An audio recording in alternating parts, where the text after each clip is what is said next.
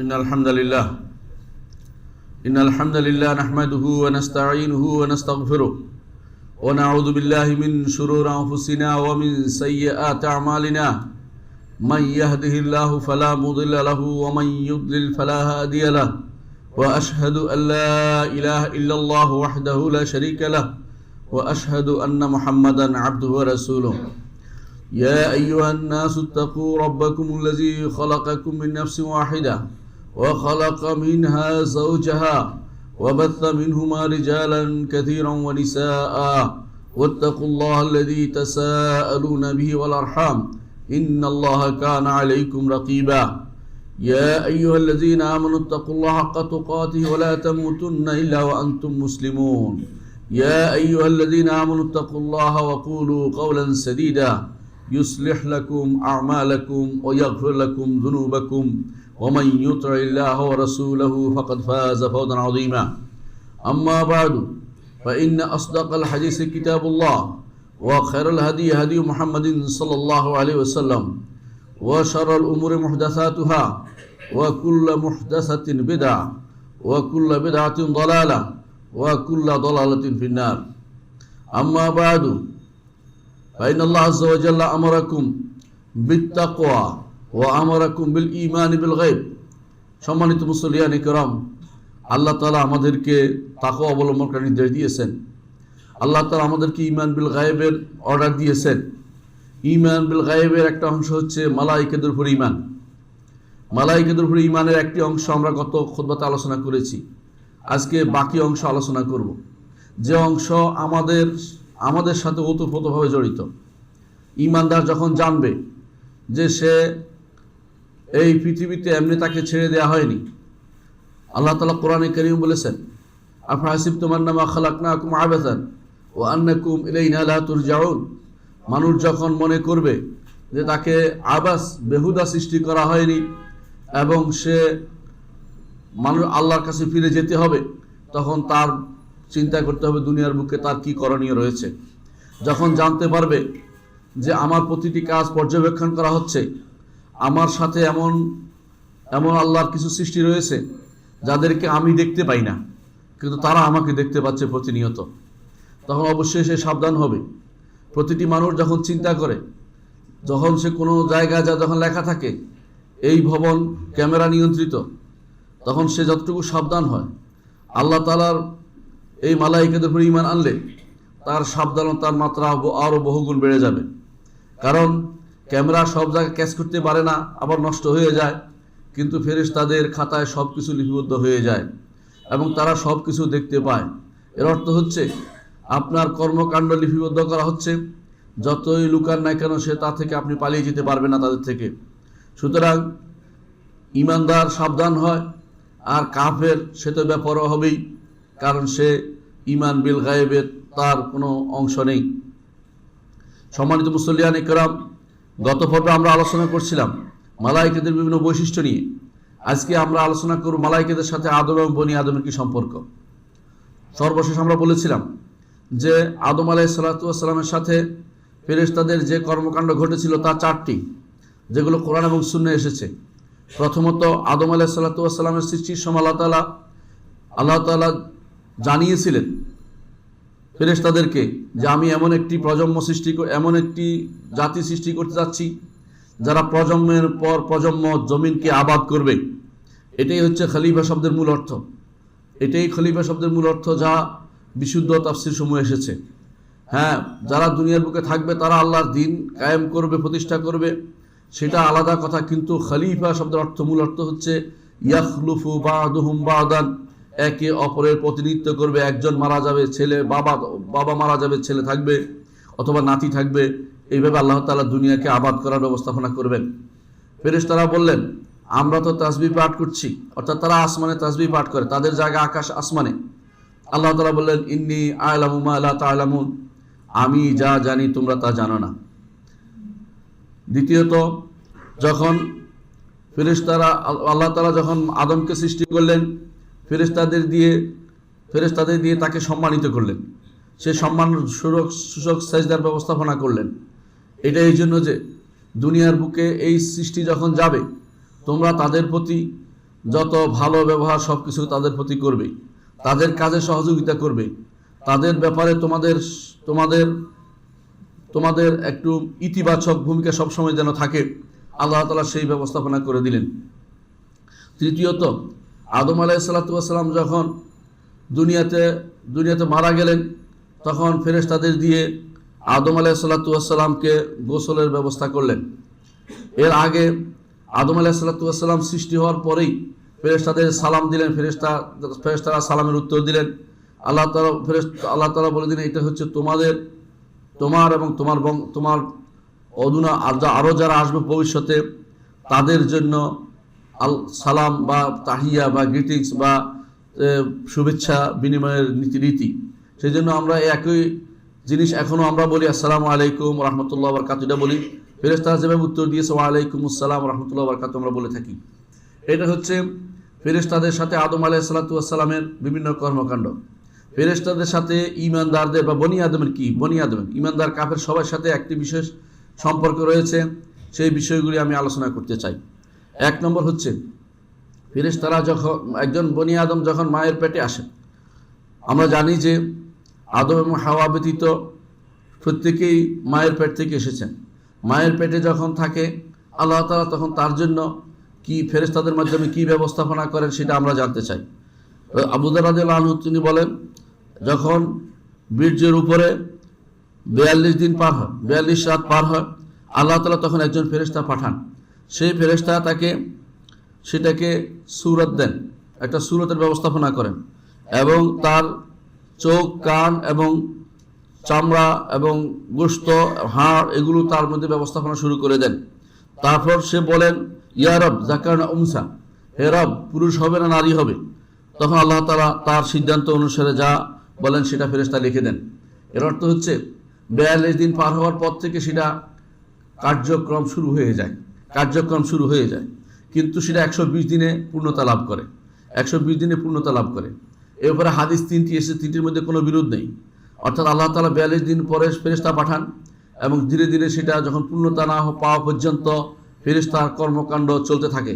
সুতরাং যারা বিরোধ দেখে তারা শুধুমাত্র একটি হাদিস পড়েছে অথবা এক হাদিসের অর্থ না বুঝে বিরোধিতার জন্য লেগে গেছে। দ্বিতীয় হাদিসটা হচ্ছে, যার সাথে বিরোধ তারা তৈরি করে, তা হচ্ছে হাদিসটি আব্দুল্লাহ ইবনে মাসউদ রাদিয়াল্লাহু আনহু বলেন যে তিনি বলেন যে আমাদেরকে জানিয়েছেন সাদিকুল মাসদুক, যিনি সত্যবাদী এবং যাকে সত্যায়ন করা হয়েছে আল্লাহর পক্ষ থেকে, অর্থাৎ মুহাম্মদুর রাসূলুল্লাহ সাল্লাল্লাহু আলাইহি ওয়াসাল্লাম আমাদেরকে জানিয়েছেন যে তোমাদেরকেও তার মায়ের পেটে 40 দিন পর্যন্ত পড়ে থাকে, তারপর 40 দিন পরে আলাকা হয়, তারপর মুদগা হয়, অর্থাৎ গোস্তের টুকরা হয়। আলাকা অর্থ জোকের মতো হয়, লেগে যায় রেহেমের জেদারের মধ্যে, রেহেমের দেয়ালে। তারপর সেটা পর্দা হয়, চিবানো গোস্তের মতো হয়। তারপর আল্লাহ তাআলা ফেরেশতা পাঠান, সেখানে রূহ ফুঁকে দেন। 4টি কলেমা লিখে দেন। একটি হচ্ছে রিজিক, একটি হচ্ছে আজাল, কি তার রিজিক হবে, তার বয়স সীমা কতদিন হবে, তার আমল কি হবে, সে নেককার হবে না বদকার হবে, তা লিখে দেওয়া হয়। এর দ্বারা বোঝা যাচ্ছে যে প্রক্রিয়া শুরু হয়েছে 3 প্রক্রিয়া। অর্থাৎ তাকে প্রথমে যে অবস্থা গর্ভাশয়ে আছে সেটা 40 দিন পার হওয়ার পরে দ্বিতীয় অবস্থা যায়, এরপর তৃতীয় অবস্থা যায়। এটা এখানে বোঝানো হয়নি যে ফেরেশতা পাঠানো হয় না, বরং ফেরেশতা তখন 42 দিন পর থেকে ফেরেশতা তার কর্মকাণ্ড শুরু করে দেয় আল্লাহর নির্দেশে। এবং সর্বশেষ পর্যায়ে যখন পূর্ণাঙ্গ একটা মানবীয় সুরত চলে আসে তখন 120 দিন চলে আসে। এজন্য অনেকে মনে করেন যে 120 দিন পরে তাকে আর হত্যা করা যায় না, কোনোভাবেই তাকে যেন ফেললে বা হত্যার গুনাহ হবে। কিন্তু আমি মনে করি এবং এর সাথে আশা করি ইনশাআল্লাহ ডাক্তাররাও যুক্ত হবেন যে 42 দিনের পরেই তার মধ্যে জীবনী শক্তির কিছু অংশ চলে আসে। এজন্য কোনোভাবেই 42 দিন পরে কোনো সন্তানকে মায়ের গর্ভাশয় থেকে গর্ভপাত করানো জায়েজ হবে না, বৈধ হবে না। এটাই বিশুদ্ধ মত বলে মনে করছি। যদি না বিশেষ কোনো কারণ সেখানে থাকে, অর্থাৎ মায়ের জীবন নাশ হওয়ার সম্ভাবনা থাকে, তখন ভিন্ন কথা। এবং সেটা কোনো ভালো ডাক্তার বলতে হবে, যে ডাক্তার বিশ্বস্ত এবং ঈমানদার সে বলতে হবে। দ্বিতীয় ফেরেশতারা আমাদের যে কাজটি করে থাকেন তা হচ্ছে আমরা আমাদের বনি আদমকে তারা হেফাজতের দায়িত্ব নিয়েছেন, অর্থাৎ বনি আদমের হেফাজতের কাজ তারা করে থাকেন। আল্লাহ তাআলা কোরআনে কারীম বলেছেন, সাওয়াউম মিনকুম মান আসাররাল কাওলা ওয়া মান জাহারা বিহি ওয়া মান হুয়া মুস্তাখফিন বিল-লাইলি ওয়া সারিবুম বিন-নাহার। তোমাদের ব্যাপারে সবই সমান। যে ব্যক্তি কোনো কথা গোপন করে অথবা কোনো কথা প্রকাশ্যে করে অথবা কোনো সে গোপনে রাতের অন্ধকারে গোপনীয়ভাবে কোনো কিছু করছে, কাজ করছে, অথবা দিনের ব্যাপারে সে কোথাও চুপিসারে ঢুকে কোনো কাজ করছে, আমার রব্বুল আলামিন সবই তার কাছে সমান, তার কাছে কোনো কিছু গোপন নেই। তারপর আল্লাহ তাআলা বলছেন তদুপরি আরও বাড়তি জিনিস হচ্ছে লাহু মুআক্কিবাতুম বাইনা ইয়াদাইহি ওয়া মিন খালফিহি, তাদের আল্লাহ একজন বান্দার সামনে এবং পিছন দিক থেকে পাহারাদার নিয়োগ করেছেন তিনি, ইয়াহফাজুনাহু মিন আমরিল্লাহ, আল্লাহর নির্দেশ থেকে, আল্লাহ অর্থাৎ আল্লাহর আযাব ও গজব থেকে হেফাজতের দায়িত্ব তারা নিয়ে থাকেন। সূরা রাদের 10 থেকে 11 নম্বর আয়াতে বলা হয়েছে। ইবনে আব্বাস রাদিয়াল্লাহু বলেন মুআক্কিবাত বলতে ফেরেশতাদের বোঝানো হয়েছে, অর্থাৎ তারা যখন কোনো বান্দা যখন কোনো ঘর থেকে বের হয় তখন বিভিন্ন রকমের আপদ বিপদ তার উপর আপতিত হওয়ার থাকে।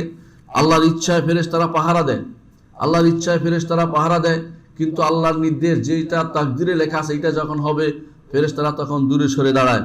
অর্থাৎ হাফাজা ফেরেশতারা যারা হেফাজত করে তারা দূরে সরে দাঁড়ায়, তখন সেই কাজটি সংগঠিত হয়ে যায়, যে যা সংগঠিত হওয়ার তা সংগঠিত হয়ে যায়।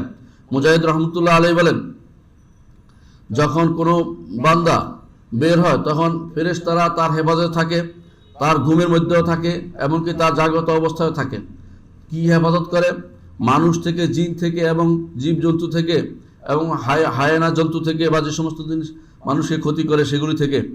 তখন যখনই চতুর্দিক থেকে এগুলো ধেয়ে আসে ফেরেশতারা তখন বলে পিছনে যাও, তার উপর আক্রমণ করতে পারবে না।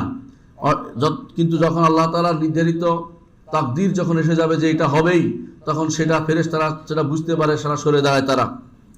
অন্য আয়াতে আল্লাহ তাআলা বলেছেন ওয়া হুয়াল কাহিরু ফাওকা ইবাদিহি ওয়া ইরসিলু আলাইকুম হাফাজা, তিনি হচ্ছেন তোমাদের উপরে অত্যন্ত ক্ষমতাবান, তার বান্দাদের উপরে তিনি তোমাদের উপর হাফাজা ফেরেশতা পাঠান, এমন ফেরেশতা যে ফেরেশতা তোমাদের হেফাজত করেন। কিন্তু হাত্তা ইযা জা আহাদাকুল মাউতু, যখন তোমাদের মৃত্যু আসে, তাওফাতু রুসুলুনা হুম লা ইউফাররিতুন, আমাদের রাসূলরা অর্থাৎ ফেরেশতারা, মৃত্যুর ফেরেশতারা তোমাদেরকে মৃত্যু দেন, সামান্যতম তারা সেখানে কোনো ঘাটতি করে না।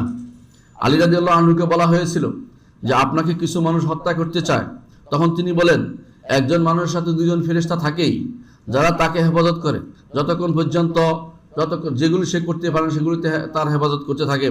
যখন আল্লাহর তাকদীর চলে আসে, যখন আল্লাহর তাকদীর চলে আসে অর্থাৎ নির্ধারিত সময় চলে আসে, তখন তারা ব্যক্তি এবং তাকদীরের মাঝখানে আর দাঁড়ায় না, সরে যায়, তখন তার মৃত্যু অথবা তার বিপদ যেটা হবে সেটা হবেই। সুতরাং আল্লাহর পক্ষ থেকে হেফাজতকারী ফেরেশতা রয়েছেন বনি আদমের জন্য, এটা আমাদের ঈমান আনতে হবে।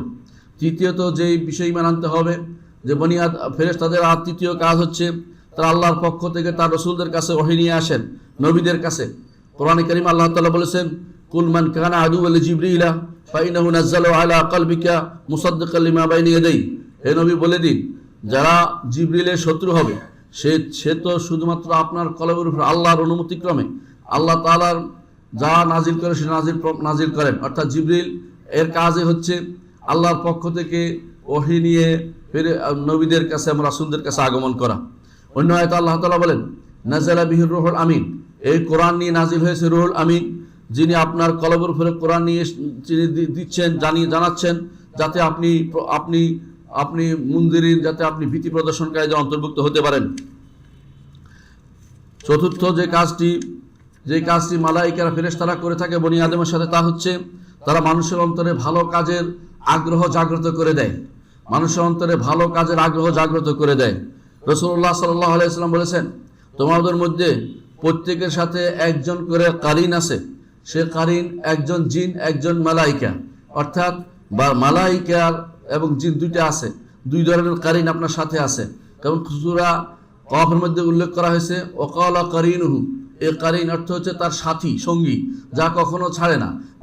এই মালাইকার কাজ হচ্ছে ভালো কাজে আপনাকে উৎসাহ প্রদান করা, আর কারিন জিন কাজ হচ্ছে খারাপ কাজে উৎসাহ প্রদান করা। সাহাবায়ে কেরাম রিদওয়ানুল্লাহ আলাইহিম আজমাইন তারা বললেন যে ইয়া রাসূলুল্লাহ আপনার সাথেও কি আছে? রাসূলুল্লাহ সাল্লাল্লাহু আলাইহি ওয়াসাল্লাম বললেন, আমার সাথেও আছে, তবে আল্লাহর পক্ষ থেকে সাহায্যপ্রাপ্ত হয়েছি, সে আমাকে ভালো ছাড়া অন্য কোনো কিছু নির্দেশ দেয় না। অন্য বর্ণনায় আছে ইল্লা আন্নাহু আসলামা, সেই আত্মসমর্পণ করেছে। অন্য বর্ণনায় আছে আসলামা অর্থ কেউ করেছেন ইসলাম গ্রহণ করেছে। অন্য বর্ণনায় কেউ পড়েছেন আসলাম অর্থাৎ আমি নিরাপদ থাকি। এর অর্থ হচ্ছে রাসূলুল্লাহ সাল্লাল্লাহু আলাইহি ওয়াসাল্লামের উপরে তার কোনো প্রভাব পড়ে না। এর বাইরে প্রত্যেকের উপরে সেই প্রভাব পড়ে। বনি আদমের উপরে আক্রমণ, বিভিন্ন রকমের খারাপ কিছু জাগ্রত করে দেয়া, এটা কারিন জিন যেটা আছে শয়তান, সেটার কাজ। কিন্তু মালাইকা ভালো কিছু আপনাকে অন্তরে জাগ্রত করে দেয়। সালাতের কথা জাগ্রত করে দিবে, যাকাতের কথা জাগ্রত করে দিবে, ন্যাক কাজের কথা জাগ্রত করে দিবে। এই কাজটি মালাইকারা করে থাকে।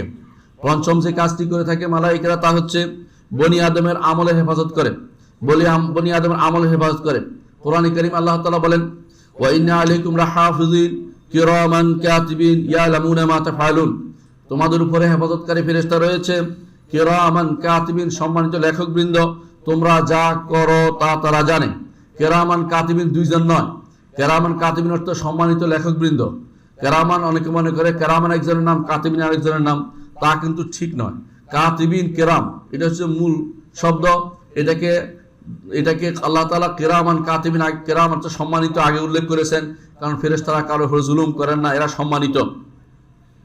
কোরআনে কারীমে আল্লাহ তাআলা অন্যত্র বলেছেন, ওয়ালাকাদ খালাকনাল ইনসানা ওয়া না'লামু মা তুওয়াসবিসু বিহি নাফসু, অবশ্যই আমরা সৃষ্টি করেছি মানুষদেরকে এবং তার অন্তরের ভিতরে কি মন্ত্রণা আসে তা ভালো করে জানি। ওয়া নাহনু আকরাবু ইলাইহি মিন হাবলিল ওয়ারিদ, আর আমরা তার, এই আমরা বলতে ফেরেশতাদের বোঝানো হয়েছে। কেউ যদি সন্দেহ করেন তাফসীর ইবনে কাসির দেখে নেবেন, উল্লেখ করা হয়েছে নাহনু আকরাবু ইলাইহি মিন হাবলিল ওয়ারিদ, তার শাহরগের কাছ থেকেও আমরা বেশি নিকট, অর্থাৎ ফেরেশতারা। কারণ এরপরে বলা হয়েছে ইজিয়া তালাক্কাল মুতালাক্কিয়ানি আল ইয়ামিন ওয়া আনিশ শিমাল কাঈদ, যখন দুই দিক থেকে ইয়ামিন ও শিমাল থেকে ফেরেশতারা বসে থাকে, তারা সেটাকে গ্রহণ করে নেয়। মানুষ যা করে সেটাকে তারা গ্রহণ করে, মানুষের রূহ তারা হরণ করে নেয়। তবে এদের মধ্যে আল্লাহ তাআলা নেতৃত্ব দিয়েছেন ডান পাশের ফেরেশতাকে। ডান পাশের ফেরেশতা 6 ঘন্টা বলে, যখন কেউ বান্দা কোনো গুনাহ করে 6 ঘন্টা অপেক্ষা করতে বলে।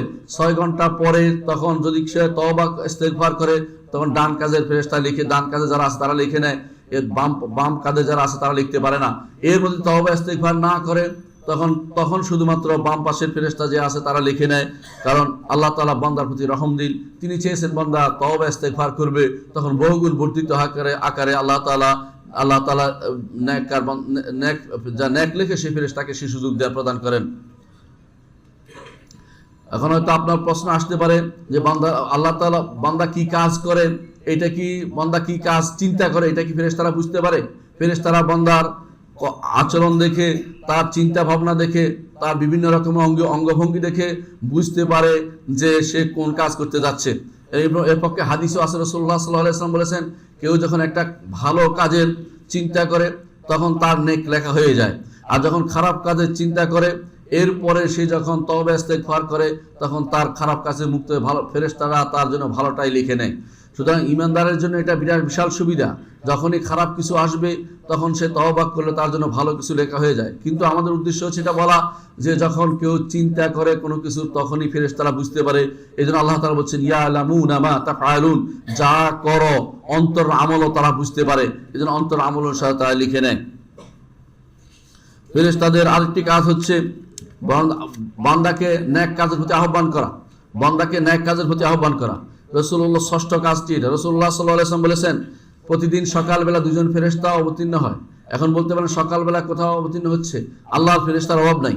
ওমা ইয়ালামু জুনুদা রাব্বিকা ইল্লাহু, প্রতি জায়গাতে যেখানে সকাল হয় সেখানে আল্লাহ তাআলা ফেরেশতা অবতীর্ণ হন, নাজিল হয়ে বলতে থাকেন একজন্য আল্লাহুম্মা আতি মুনফিকান খালাফান, আল্লাহ যে ব্যক্তি দান করে, যে ব্যক্তি খরচ করে তাকে আপনি বেশি করে দান করেন, আর যে ব্যক্তি কিপটামি করে অথবা কৃপণতা করে তাকে আপনি তার সম্পদ আপনি কমিয়ে দেন। এটা ফেরেশতাদের পক্ষ থেকে কল্যাণকর কাজের প্রতি আহ্বান করা, অর্থাৎ আপনাকে কল্যাণকর কাজের প্রতি আল্লাহর পক্ষ থেকে ফেরেশতা পাঠিয়ে সাহায্য করা হচ্ছে। সপ্তম যেই কাজটি বনি আদমের সাথে করার ব্যাপারে কোরআন এবং সুন্নাহে এসেছে তা হচ্ছে বনি আদমকে পরীক্ষা করা। বনি আদম পরীক্ষার বিষয়টি আমরা জানি, যে ঘটনা আমরা অনেকেই মুখস্থ জানি, সেটা হচ্ছে আল্লাহ তাআলা এক ফেরেশতা পাঠিয়ে তিনজনকে পরীক্ষা করেছেন। একজন হচ্ছেন শ্বেতরোগী, একজন হচ্ছেন অন্ধ, একজন হচ্ছে মাথায় চুল নাই, যা টাক মাথা, তিনজনকে আল্লাহ তাআলা পরীক্ষা করেছেন। একজন সেই পরীক্ষায় টিকে ছিল, আর দুজন ফেল করেছিল। এরপরে বনি আদমকে পরীক্ষা করার জন্য আল্লাহ তাআলা কখনো কখনো ফেরেশতা নাজিল করেন। অষ্টম যে কাজটি করে থাকেন ফেরেশতারা, বনি আদমের রূহ হরণ করে থাকেন। আল্লাহ তাআলা কোরআনে কারীমে বলেছেন, কুল ইয়াতাওয়াফাকুম মালাকুল মাউতিল্লাযী উকিলা বিকুম তুম্মা ইলা রাব্বিকুম তুরজাউন। বলুন হে নবী, তোমাদেরকে মৃত্যু দেয় মালাকুল মউত। মালাকুল মউত তোমাদেরকে মৃত্যুর ব্যবস্থাপনা করে, যিনি তোমাদের মৃত্যুর দায়িত্ব তাকে নিযুক্ত করা হয়েছে। তারপর তোমরা তার রবের কাছেই প্রত্যাবর্তিত হবেন। অন্য আয়াতে আল্লাহ তাআলা বলেছেন, ওয়াল কাহিরু ফাওকা ইবাদিহি, তিনি বান্দাদের উপরে দাপুটে রব। হাত্তা ইযা জাআ আহাদাকুল মাউত, তারপর যখন তোমাদের কারো মৃত্যু আসে, তাওয়াফাতহু রুসুলুনা, আমাদের রাসূলরা তাকে মৃত্যু দিয়ে থাকে। অন্য আয়াতে আল্লাহ তাআলা বলছেন, ওয়ালাউ তারা ইযিল মুজরিমু ইযি যালিমুনা ফি গামারাতিল মউত, হে নবী আপনি যদি দেখতেন বিষয়টি কত ভয়াবহ, যখন যারা জালেম তারা মৃত্যুর মুখে থাকে, ফেরেশতারা তখন তাদের হাত দিয়ে বলতে থাকে, হাত বাড়িয়ে বলতে থাকে, আখরিজু আনফুসাকুম, তোমাদের রূহকে তোমরাই হরণ করো। এটা খুব কঠিন কাজ জালেমদের জন্য, অর্থাৎ ফেরেশতারা জালেমদের কাফেরদের রূহ হরণ করে থাকে। অন্য আয়াতে আল্লাহ তাআলা বলেন, ওয়ালাউ তারা ইয ইয়াতাওয়াফাল্লাযিনা কাফারু, হে নবী আপনি যদি দেখতেন সেই দৃশ্য, তো ভয়াবহ দৃশ্য, যখন কাফেরদেরকে মৃত্যু দেওয়া হয়, ইয়াদরিবুনা উজুহাহুম ওয়া আদবারহুম, তাদের চেহারার উপর আঘাত করা হয় এবং তাদের পশ্চাৎ দেশে আঘাত করা হয় এবং বলা হয়, যুকু আযাবাল হারিক, জাহান্নামের শাস্তি তোমরা আস্বাদন করো। অন্য আয়াতে আল্লাহ তাআলা বলেন, ফাকাইফা ইযা তাওয়াফাতহুমুল মালায়েকাতু ইয়াদরিবুনা উজুহাহুম ওয়া আদবারহুম, কেমন হবে সে অবস্থা যখন কাফেরদেরকে আল্লাহ তাআলা মৃত্যু দিবেন, তাদের পিছনে এবং চেহারা মারতে থাকবেন। প্রতিটি কাফের উপরে মৃত্যুর সময় এই শাস্তি এসে যায়, ফেরেশতারা এইভাবে তাদের রূহ হরণ করে যায়। এর বিপরীতে ঈমানদার রূহ হরণ করার ব্যাপারে রাসূলুল্লাহ সাল্লাল্লাহু আলাইহি ওয়াসাল্লাম বলেছেন, যেভাবে এক কলস থেকে এক ফোঁটা পানি বের করে হয়, সেভাবে যেন তার শরীর থেকে রূহটা সেভাবে বের করে সেটা আকাশের দিকে উঠিয়ে নেওয়া হয়। ঈমানদার রূহের ব্যাপারে, ঈমানদার রূহ ফেরেশতারা হরণ করে, কিন্তু সেটাকে কঠিন করে নয়, সেটা বলতে থাকে, হে উত্তম আইয়াতুহা নাফসুত তাইয়্যিবা, আইয়াতুহা রূহুত তাইয়্যিবা, হে প্রিয় রূহ, তুমি আল্লাহর রহমত এবং আল্লাহর গফরান, ক্ষমা এবং আল্লাহ তাআলার সন্তুষ্টির দিকে তুমি বেরিয়ে আসো। তখন সে বেরিয়ে আসে কোনো রকম ভয় না করে। কিন্তু যদি কাফের হয়, সারা শরীরে চলে যায়, আঙ্গুলের মাথায় চলে যায়, এজন্য আঙ্গুলের মাথায় পিটিয়ে সেখান থেকে তাকে বের করে তাকে রূহকে হরণ করা হয়। কাফের উপরে দুনিয়ার বুকে শাস্তি আরম্ভ হয়ে যায় মৃত্যুর সময় থেকেই। নবম যে কাজটি ফেরেশতারা করে থাকেন তা হচ্ছে, মৃত্যুর সময়, ঈমানদারের মৃত্যুর সময়, ঈমানদার যদি হয় তার মৃত্যুর সময় তাকে সুসংবাদ প্রদান করেন। কোরআনে কারীমে আল্লাহ তাআলা বলেছেন, ইন্নাল্লাযীনা ক্বালু রাব্বুনাল্লাহ সুম্মা ইসতাকামু, যারা বলবে আমাদের রব হচ্ছে আল্লাহ তাআলা, তারপর এর উপর দৃঢ় পথ থাকবে, এদিক সেদিক তাকাবে না, ঈমান ঠিক রাখবে, আকীদা ঠিক রাখবে, তাদের জন্য আল্লাহর পক্ষ থেকে কি বলা হচ্ছে? আল্লাহ তাআলা বলেন, তাতানাজ্জালু আলাইহিমুল মালায়েকা, ফেরেশতা নাজিল হবে তাদের মৃত্যুর সময়ে। কি বলা হবে? বলবে আল্লাহ তাখাফু, বলবে তারা যে লা তাখাফু, ভয় পেও না, ওয়ালা তাহজানু, পেরেশান হয়েও না। ভয় পেও না অর্থ সামনের জীবনের জন্য, পেরেশান হচ্ছে তোমার পিছনে যা করেছো সেটার জন্য, কোনোটার জন্য তোমার ভয়ের কোনো কারণ নেই। আল্লাহ তাখাফু ওয়ালা তাহজানু ওয়া আবশিরু বিল জান্নাতিল্লাতী কুনতুম তুআদুন, ওই জান্নাত নিয়ে খুশি হও যে জান্নাতের ওয়াদা তোমাদেরকে করা হয়েছিল। কিন্তু সব বনি আদমের জন্য অনুমতি লাগে না, কিন্তু ফেরেশতাদের জন্য, যদি আম্বিয়া এবং রাসূল হয়, তাদেরকে দুনিয়া থেকে যাওয়ার ব্যাপারে, দুনিয়া থেকে নেওয়ার ব্যাপারে ফেরেশতারা অনুমতি নিয়ে তারপর তাদের রূহ হরণ করে থাকেন। এই জন্য মুসা আলাইহিস সালাতু ওয়াস সালামের কাছে ফেরেশতা যখন অনুমতিহীনভাবে গিয়ে বললেন যে আপনার রূহ হরণ করতে এসেছি, তখন তিনি তার চর দিয়ে তার চোখ ফেলে দিয়েছিলেন। এটা সহিহ হাদিস দ্বারা প্রমাণিত। যারা এটা মানতে চাইবে না, যারা এটা মানতে চাইবে না বা বিবেক দিয়ে এটা কেমনে হলো ইত্যাদি ইত্যাদি বলবে, তারা এখনো ঈমানের ক্ষেত্রে দুর্বলতার মধ্যে রয়েছে। কারণ রাসূলুল্লাহ সাল্লাল্লাহু আলাইহি ওয়াসাল্লাম যা বলেছেন তা সত্য, আমরা এর উপর ঈমান রাখি। 10 নম্বর যে কাজটি ফেরেশতারা করে থাকেন বনি আদমের সাথে, সেটা হচ্ছে কবরের আযাব, কবরের মধ্যে তাদেরকে প্রশ্ন করে থাকেন। এটা আমরা সবাই জানি, কবরে প্রতিটি বনি আদমকে প্রশ্ন করে মুনকার ও নাকির। তারা বলতে থাকে, মান রাব্বুকা ওয়া মা দীনুকা ওয়া মান নাবিয়ুকা। অনেকে বলতে পারেন যাকে মাছে খেয়ে ফেলছে, কখন বলেন, কখন আমাদের বলতে পারবো না। কখন বলেছেন শুধু যাকে কবর দেওয়া হয় তার ব্যাপারে বলা হয়েছে। যখন ওয়াইনাহু লা ইয়াসমাউ কারানি আলিহি, যারা চলে যাচ্ছে তাদের পায়ের শব্দ শুনতে পাচ্ছেন, এমন সময়ই ফেরেশতা দুইজন এসে তাকে প্রশ্ন করে। এরপরে অন্য যারা বিভিন্নভাবে মারা যায় তাদেরকে কখন প্রশ্ন করে, অথবা যাদেরকে কবর দেওয়া হয় না তাদেরকে কখন প্রশ্ন করা হয়, অথবা যাদেরকে পড়ানো হয় তাদেরকে কখন প্রশ্ন করা হয়, এই বিষয়টি অতিরিক্ত প্রশ্ন। আকীদার ব্যাপারে যতটুকু আল্লাহ এবং তার রাসূল বলেছেন অতটুকুর মধ্যে সীমাবদ্ধ থাকতে হবে। এর বাইরে অতিরিক্ত কোনো কথা বলা যাবে না বা প্রশ্ন করা যাবে না। বলতে হবে আমান্না বিল্লাহি ওয়া রাসূলিহি, আল্লাহ এবং রাসূলের কথা ঈমান আনি। যখনই কোনো বান্দা মারা যায় তখনই তাকে এই প্রশ্ন করা হবে।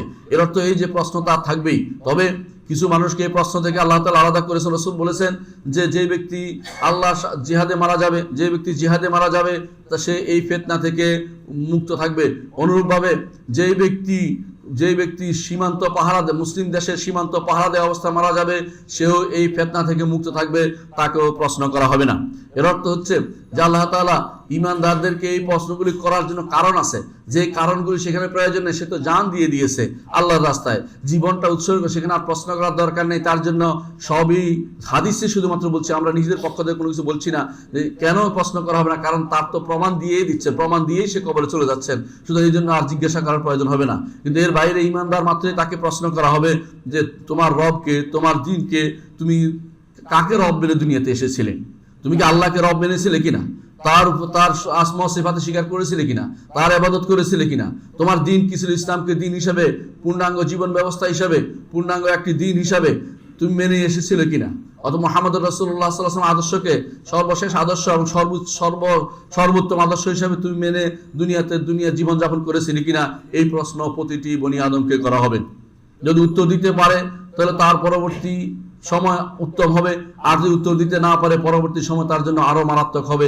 এ হচ্ছে প্রথম আখিরাতের প্রথম মঞ্জিল, যেটাকে ওসমান রাদিয়াল্লাহু আনহু যখন কবরের কাছে বেশি বেশি কাঁদতেন, তখন তাকে বলা হলো আপনি কবরের কাছে গেলে বেশি কাঁদেন, কিন্তু আপনি যখন জান্নাত ও জাহান্নামের কথা বলেন তখন এত কাঁদেন না। তিনি বললেন যে কবর হচ্ছে আখিরাতের প্রথম মঞ্জিল, প্রথম স্থান, প্রথম যেখানে অবস্থান, এখানে যদি ভালো হয় পরবর্তীটা ভালো হয়, এখানে খারাপ হলে পরবর্তীটা আরো খারাপ অপেক্ষা করছে।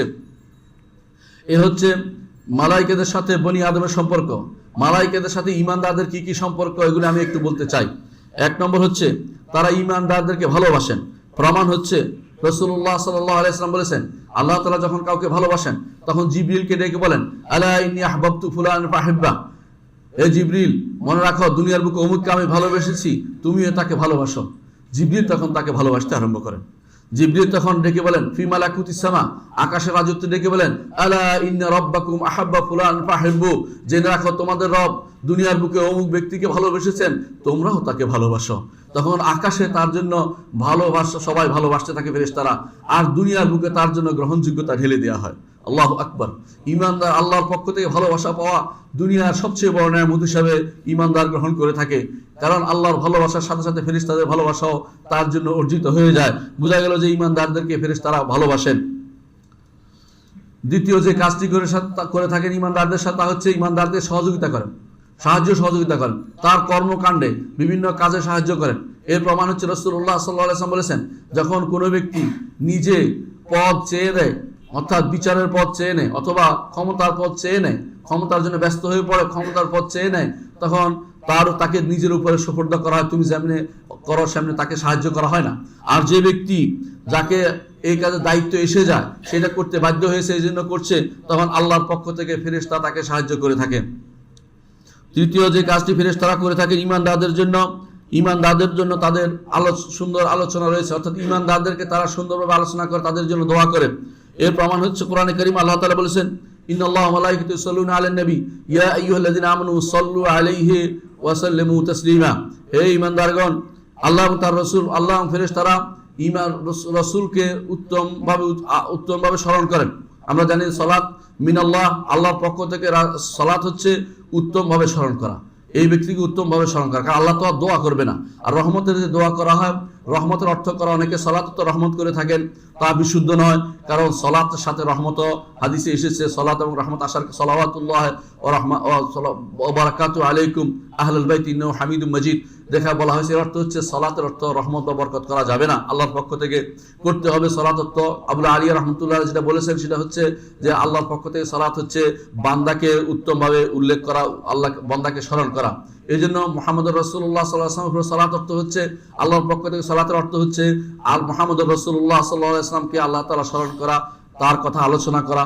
যদি কেউ একবার আলোচনা করে, হাদিসে আছে রাসূলুল্লাহ সাল্লাল্লাহু আলাইহি ওয়াসাল্লাম বলেছেন যে আল্লাহ তাআলা 10 বার তার কথা স্মরণ করেন। আল্লাহু আকবার। আপনি একবার রাসূলুল্লাহ সাল্লাল্লাহু আলাইহি ওয়াসাল্লামের কথা সালাত পড়ছেন, আল্লাহ তাআলা আপনাকে 10 বার স্মরণ করছেন। এই চিন্তা আমাদের মাথা থাকতে হবে। এই জন্য বেশি বেশি সালাত আদায় করা, রাসূলুল্লাহ সাল্লাল্লাহু আলাইহি ওয়াসাল্লাম বেশি বেশি সালাত পড়া, এই জন্য আমাদের জন্য বড় ইবাদত হিসেবে গণ্য হয়। রাসূলুল্লাহ সাল্লাল্লাহু আলাইহি ওয়াসাল্লাম এটা উল্লেখ করেছেন, বলছেন তাহলে তোমার জীবনের যত সমস্যা সব এমনিতেই সমাধান হয়ে যাবে। কারণ রাসূলুল্লাহ সাল্লাল্লাহু আলাইহি ওয়াসাল্লাম সেটা উল্লেখ করেছেন এই জন্য যে কারণ আসলে আল্লাহর পক্ষ থেকে যাকে স্মরণ করা হয় বারবার, তার কোনো সমস্যা থাকতে পারে না। কোরআনে কারিমে, কোরআন এবং হাদিসে ইমানদারের আরো যে সমস্ত ইমানদারের প্রতি ফেরেশতাদের আরো যে সমস্ত কাজ আমরা দেখতে পাই, তা হচ্ছে 1 নম্বর হচ্ছে ইমানদার কি করেন, যে সমস্ত তাদের প্রতি দোয়া করে কিভাবে, যারা মানুষদেরকে ভালো কিছু শিক্ষা দেয় তাদের প্রতি দোয়া করে, যারা ভালো কিছু শিক্ষা দেয়, খুতবার মধ্যে শিক্ষা দিচ্ছে, দার্সের মধ্যে শিক্ষা দিচ্ছে, ওদের প্রতি আল্লাহর পক্ষ থেকে ফেরেশতারা তাদের জন্য দোয়া করে। হাদিসে রাসূলুল্লাহ সাল্লাল্লাহু আলাইহি ওয়াসাল্লাম উল্লেখ করেছেন, ইউসাল্লুনা আলা মুআল্লিমিন নাসিল খায়র, যে মুআল্লিমুন নাসিল খায়র মানুষদেরকে কল্যাণের শিক্ষা দিচ্ছে। কল্যাণের শিক্ষা হচ্ছে কোরআন এবং হাদিস শিক্ষা দেয়া, কল্যাণের শিক্ষা হচ্ছে কোরআন হাদিস এবং ফিকহ শিক্ষা দেয়া, কল্যাণের শিক্ষা হচ্ছে কোরআন হাদিস এবং আল্লাহর পথে দাওয়াত কিভাবে দিতে হবে এবং কিভাবে আকীদা বিশুদ্ধ করতে হবে এগুলি শিক্ষা দেয়া। এগুলি হচ্ছে কল্যাণের কাজ। এগুলি যারা করবে তাদের জন্য ফেরেশতাদের পক্ষ থেকে বিশেষ দোয়ার ব্যাপারে হাদিস রাসূলুল্লাহ সাল্লাল্লাহু আলাইহি ওয়াসাল্লাম আমাদেরকে জানিয়েছেন। দ্বিতীয়ত আরো জানিয়েছেন ঈমানদারদের প্রতি কিভাবে দোয়া করে, বলেছেন যারা মসজিদের উদ্দেশ্যে বের হয় তাদের জন্য ফেরেশতারা দোয়া করতে থাকেন।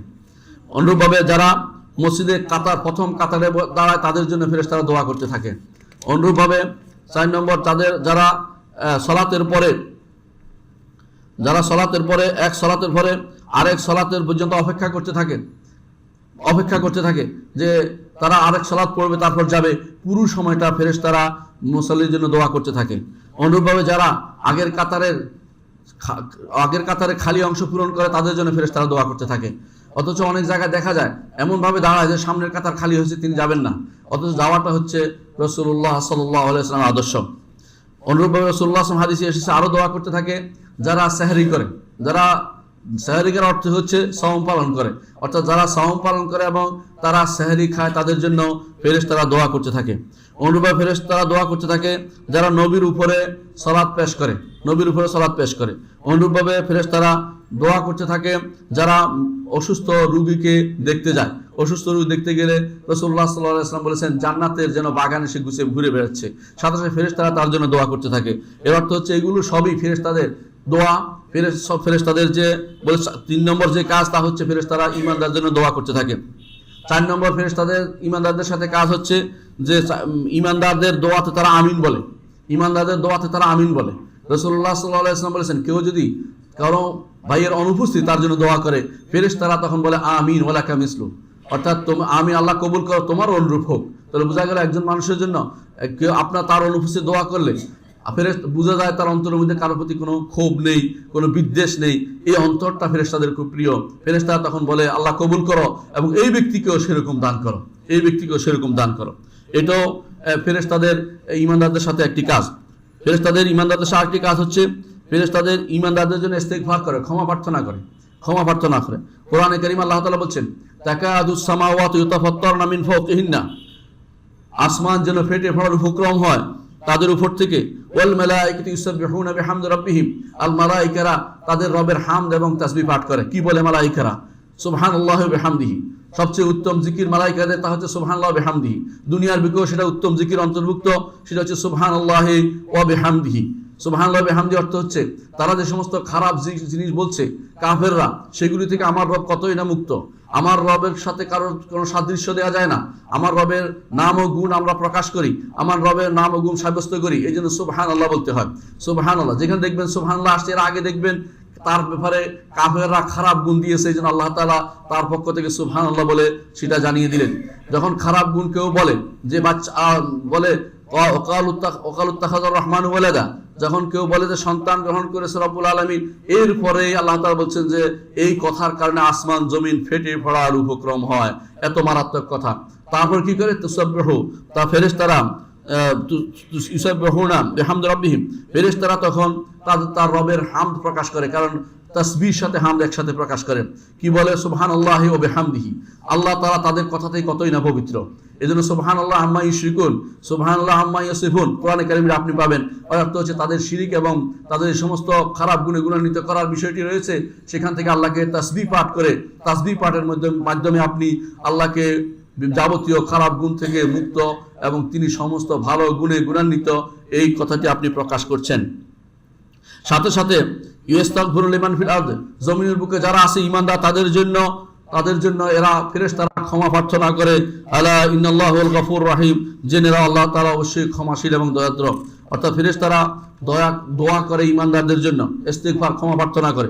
অন্য আয়াতে আল্লাহ তাআলা বলেছেন আল্লাযিনা ইয়াহমিলুনা আরশা ওয়া মান হাওলা ইউসাব্বিহুনা বিহামদি রাব্বিহিম, যারা ইয়াহমিলুনা আরশা, আরশ বহন করে, এবং যারা তার পাশে যারা আছে, আরশ বহন করে ফেরেশতারা, এবং তার পাশে যারা আছে অর্থাৎ আরশের চারপাশে যারা আছে, আরশের চারপাশে ফেরেশতা আছে, আরশের উপর রব্বুল আলামিন বিশ্বাস করতে হবে। এরা কি করে? ইউসাব্বিহুনা বিহামদি রাব্বিহিম, তারা রবের হামদ এবং তাসবিহ পাঠ করে। কি বলে? সুবহানাল্লাহি ওয়া বিহামদি বলতে থাকে সর্বক্ষণ। ওয়া ইউমিনুনা বিহি, আল্লাহর উপর ঈমান রাখে। ওয়া ইস্তাগফিরুনা লিল্লাযিনা আমানু, এবং যারা ঈমান এনেছে তাদের জন্য তারা ক্ষমা প্রার্থনা করে। তারা বলতে থাকে রব্বানা ওয়াসআতা কুল্লা শাইইন রাহমাতাও ওয়া ইলমা ফাগফির লিল্লাযিনা তাবু ওয়াত্তাবাউ সাবিলাকা ওয়াকিহিম আযাবাল জাহিম, ওয়াকিহিম আযাবাল জাহিম। এভাবে তারা দোয়া করতে থাকে যে ঈমানদারদের জন্য। ষষ্ঠ যে কাজটি করে ঈমানদারদের জন্য তা হচ্ছে তারা মজলিস জিকিরে হাজির হয়। আজকের এই মজলিস জিকিরে তারা হাজির আছে, এটা ঈমানদার মাত্রই বিশ্বাস করে। তারা হালাকাত জিকিরে যখন আলোচনা হয়, দার্স হয়, তখন সেখানে হাজির হয়। তারা কি করে? হাদিসে আছে রাসূলুল্লাহ সাল্লাল্লাহু আলাইহি ওয়াসাল্লাম বলেছেন তারা সেখানে তাদের ডানা দিয়ে ঢেকে বসে যায়। আল্লাহর পক্ষ থেকে সেখানে সাকিরে নাজিল হয়। যদি কোনো হালাকাত জিকির হয়, ফেরেশতারা সেখানে বসে যায়। অন্য হাদিসে আছে রাসূলুল্লাহ সাল্লাল্লাহু আলাইহি ওয়াসাল্লাম বলেছেন যখন দুনিয়ার বুকে কোনো হালাকাত জিকির আলোচনা হয়, হালাকাত জিকির বলতে হালকায় জিকির বুঝাচ্ছি না, অর্থাৎ জিকিরের মজলিস হয়, সেখানে যখন ঈমানদার বসে তখন ফেরেশতারা চলতে থাকে। আল্লাহর কিছু ফেরেশতা আছে যাদের কাজে হচ্ছে এগুলি খুঁজে বেড়ানো। সেখানে তারা বসে এবং বলে যে হালুম্মু, আসো, তোমাদের জায়গা পেয়ে গেছে, এখানে আমরা খুঁজছিলাম। এখানে তারা বসে যায়। এজন্য ফেরেশতাদের কাজ হচ্ছে আপনাদের এই মজলিসগুলোতে হাজির হওয়া, ঈমানদারদের মজলিসে হাজির হওয়া যেখানে জিকিরের মজলিস রয়েছে। সপ্তম হচ্ছে যে কাজটি করে থাকে তা জুমার দিন হাজির হয়ে থাকে। যারা জুমাতে আগে আসে তাদের নাম লেখে, যারা খুতবা শুরু হয়ে যাওয়ার পরে আসে তাদের আর নাম লেখা হয় না। অষ্টম হচ্ছে ফেরেশতারা আমাদের পক্ষে সকালে একদল যায়, বিকালে একদল আসে, একদল যায়, অর্থাৎ তারা আসা যাওয়ার মধ্যে আসে।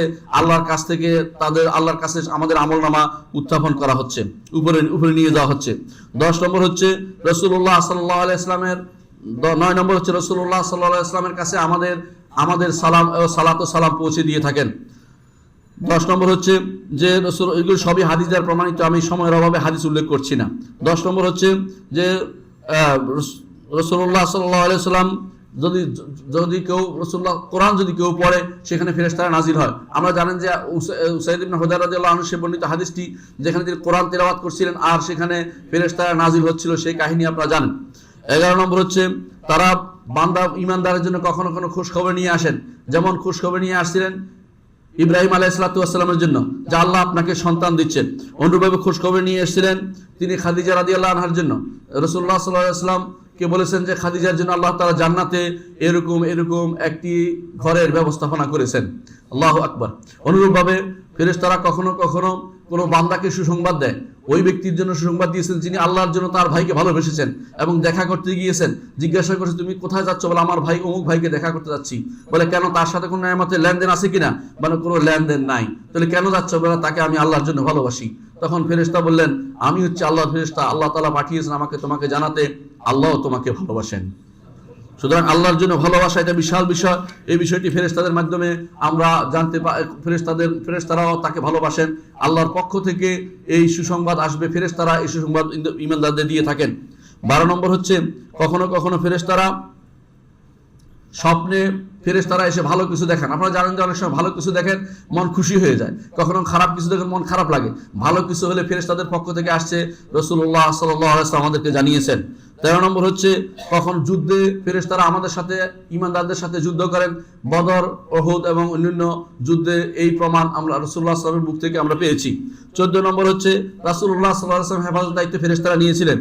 কোরআনে কারীমে হাদিসে আছে রাসূলুল্লাহ সাল্লাল্লাহু আলাইহি ওয়াসাল্লামের চিরশত্রু ছিল আবু জাহল। আবু জাহল একবার বলেছিল যে আমি রাসূলকে পেলে এই করব সেই করব।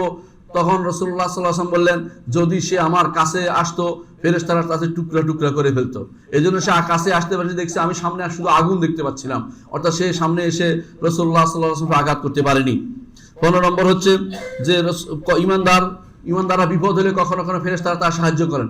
এর স্পষ্ট প্রমাণ আমরা দেখতে পাই যখন উম্মে ইসমাইল আলাইহিস সালাতু ওয়াস সালামকে রেখে তিনি একবার সফা একবার মারওয়া দৌড়াচ্ছিলেন, কিন্তু আল্লাহর পক্ষ থেকে সাহায্য এসেছে, পানির প্রবাহ জমজম আল্লাহর পক্ষ থেকে ব্যবস্থাপনা তিনি করে দিয়ে গেছেন।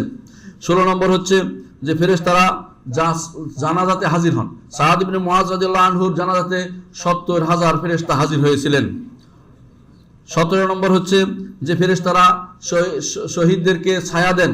আমরা জানি জাবের ইবনে আব্দুল্লাহ রাদিয়াল্লাহু আনহুর বাবা যিনি মুসলিমদের হাতেই মারা গিয়েছিলেন ওহুদের যুদ্ধে, অর্থাৎ সেটা একটা বিভিন্ন কারণে বুঝতে পারেনি মুসলিমরা, সেই জন্য তারপরও তার পক্ষ থেকে তাকে রাসূলুল্লাহ সাল্লাল্লাহু আলাইহি ওয়াসাল্লাম বলেছেন যে তাকে ছায়া দিয়ে রেখেছে, ফেরেশতারা তাকে ছায়া দিয়ে রেখেছে।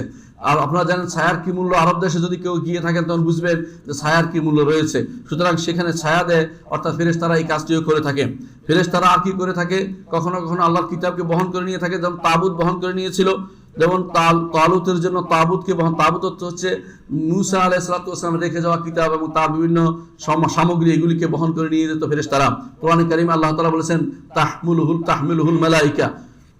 19 নম্বর হচ্ছে ফেরেশতারা মক্কা ও মদিনা হেফাজতের দায়িত্ব নিয়েছেন, হেফাজত করেন মক্কা ও মদিনাতে, এই জন্য দাজ্জাল প্রবেশ করতে পারবে না। 20 নম্বর হচ্ছে ফেরেশতারা দুইজন ফেরেশতার হাতে ভর দিয়ে ঈসা আলাইহিস সালাতু ওয়াস সালাম তিনি পরবর্তী সময়ে নাজিল হবেন। অনেকে আছে ঈসা নাজিল হয়েছে বলে, বিশেষ করে কাদিয়ানীরা, অনেকে আছে ঈসা দাবিকারী বসে আছে, বিশেষ করে আমাদের দেশের তথাকথিত হিজবুত তাওহীদের গোষ্ঠীরা, এরা হচ্ছে সব পথভ্রষ্ট এবং এদের মধ্যে কেউ কেউ কুফরি সরাসরি কাফের হয়ে গেছে।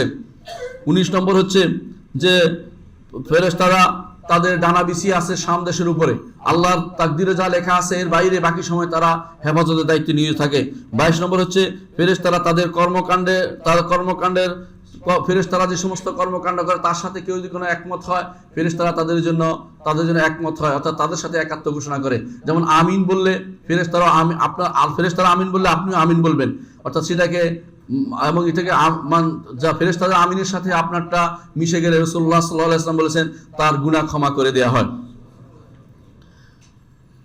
অনুরূপভাবে ফেরেশতাদের সাথে আমাদের করণীয় কি, এটা বলে আমি শেষ করবো ইনশাআল্লাহ।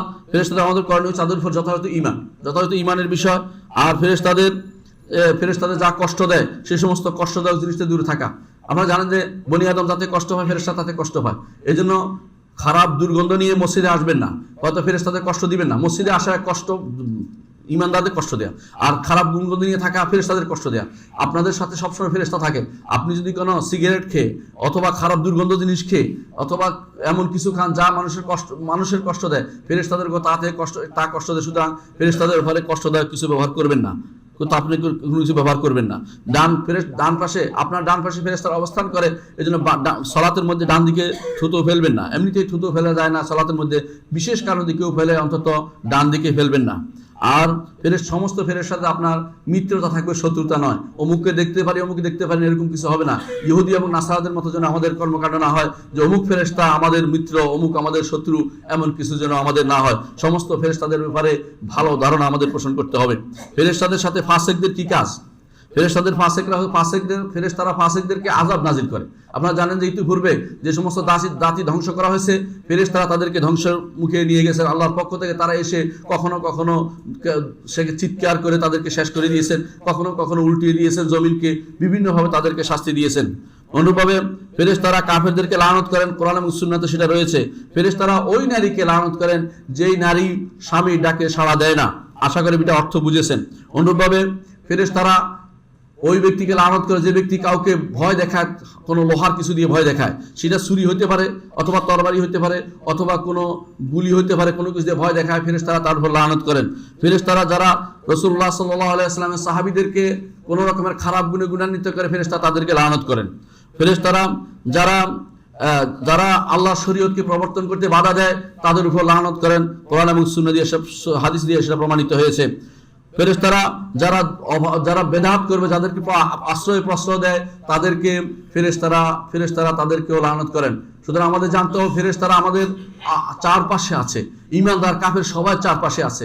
এখানে কত হাজার হাজার ফেরেশতা আছে একমাত্র আল্লাহ ছাড়া কেউ জানে না। আল্লাহ বলছেন ওমা ইয়ালামু জুনুদা রাব্বিকা ইল্লাহু, তার রবের জুনুদ ফেরেশতা কত আছে সেটা তিনি ব্যতীত কেউ জানেন না। সুতরাং আপনি যাই করবেন আপনাকে অবশ্যই মনে করতে হবে যে আমি যাই করি এরকম নয় যে আমি চুপিসারে কিছু করতে পারবো। আমার রব্বুল আলামিন জানেন, সাথে ফেরেশতারা জানেন, সাথে আমার অঙ্গ প্রত্যঙ্গ হাসরের দিন আমার বিপক্ষে সাক্ষ্য দিবে, সেদিন আমার কি হবে এই চিন্তা করে ঈমানদার দুনিয়ার বুকে জীবন যাপন করবে এবং তার জীবন সুন্দর হবে। আকুলু কওলি হাযা ওয়া আস্তাগফিরুল্লাহ লি ওয়া লাকুম ওয়া লিসাইরিল মুসলিমিন ফাস্তাগফিরু ইন্নাহু হুয়াল গাফুরুর রাহিম।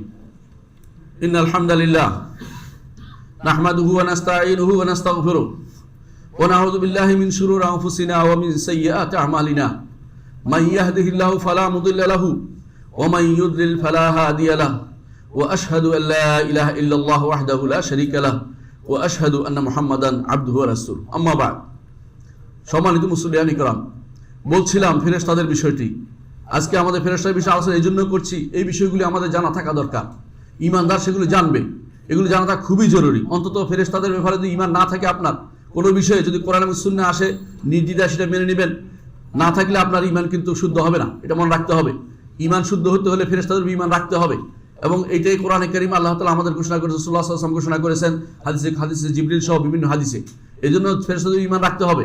ফেরেশতাদের একটি যে কাজটি সবচেয়ে বড় করে তুলে ধরা হয় সেটা হচ্ছে ফেরেশতারা ইয়াহমিলুন আল আরশ, আরশ বহন করে।